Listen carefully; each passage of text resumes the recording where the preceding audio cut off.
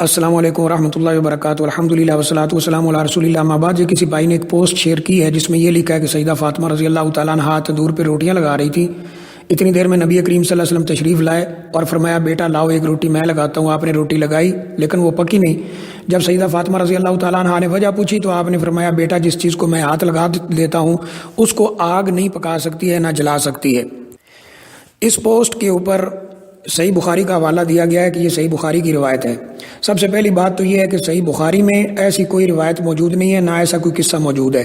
حدیث کی متداول کتابوں کے اندر بھی ایسا کوئی قصہ موجود نہیں ہے۔ اور نبی صلی اللہ علیہ وسلم نے فرمایا من کذب علی متعمدا فلیتبوأ مقعدہ فی النار، جو میرے اوپر جان بوجھ کر جھوٹ بولے وہ اپنا ٹھکانہ جہنم میں بنا لے۔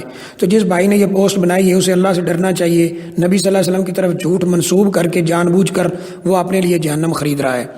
اور جو لوگ اس کو بغیر سوچے سمجھے شیئر کیے جا رہے ہیں ان کو بھی نبی کریم صلی اللہ علیہ وسلم کا یہ فرمان یاد رکھنا چاہیے کہ آپ نے فرمایا کفا بالمرء کذبا ان یحدث ما یسمع، یا بعض روایت میں ان یحدث کل ما یسمع، کہ آدمی کے جھوٹا ہونے کے لیے اتنا کافی ہے کہ جو وہ سنتا ہے بغیر سوچے سمجھے آگے اس طرح بیان کر دیتا ہے، یعنی اس کی تحقیق نہیں کرتا کہ یہ بات صحیح بھی ہے یا غلط ہے، اس کو بغیر سوچے سمجھے آگے بیان کرتا ہے۔ تو ایسے آدمی کے جھوٹا ہونے کے لیے اتنا ہی کافی ہے۔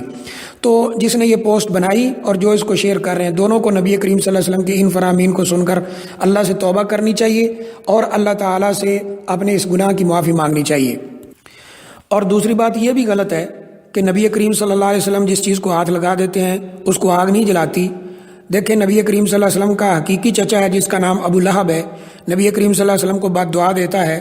جب آپ نے توحید کی دعوت دی تو اللہ نے اس کے مقابلے میں قرآن میں صورت اتار دی، تبت یدا ابی لہب وتب، آخری صورت یعنی آخر تک آپ پڑھ سکتے ہیں۔ یہ آپ کے چچا کو بد دعائیں مل رہی ہیں قیامت تک۔ اگر ہاتھ لگانے سے جنت میں جا سکتا ہوتا اور آگ سے بچ سکتا ہوتا تو آپ نے اس کو کئی دفعہ ہاتھ بھی لگائے ہوں گے، مصافحہ بھی کیا ہوگا، معانقہ بھی کیا ہوگا۔ بلکہ آپ کا ایک اور چچا جس نے ساری زندگی آپ کو سپورٹ کیا ہے، کفار کے مقابلے میں ایک چٹان بن کے کھڑا رہا، وہ جب مرنے لگا تو آپ نے اس کو دین کی دعوت دی۔ اور یہ ابو جہل اینڈ پارٹی جو مکہ کی کافر پارٹی تھی اس کو پتہ تھا کہ آپ مرتے دم تک بھی دعوت دیں گے، تو وہ بھی پاس آ کر بیٹھ گئے اور کہا دیکھنا اپنے باپ دادا کا دین نہ چھوڑ دینا۔ نبی صلی اللہ علیہ وسلم نے فرمایا چچا میرے کان میں کلمہ پڑھ دو، میں اللہ تعالیٰ کے ہاں بات کر سکوں گا کہ میرے چچا نے کلمہ پڑھ دیا تھا، لیکن اس نے کلمہ نہیں پڑھا۔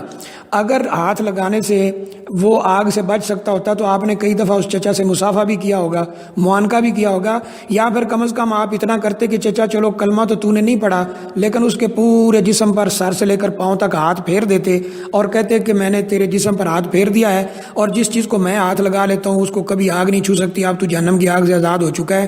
یہ تو بڑا آسان نسخہ تھا لیکن ایسا نہیں ہوا، اس لیے یہ روایت بالکل جھوٹی ہے، نہ ایسا کوئی قصہ حدیث کی کتابوں میں موجود ہے اور نہ اس کی کوئی حقیقت ہے۔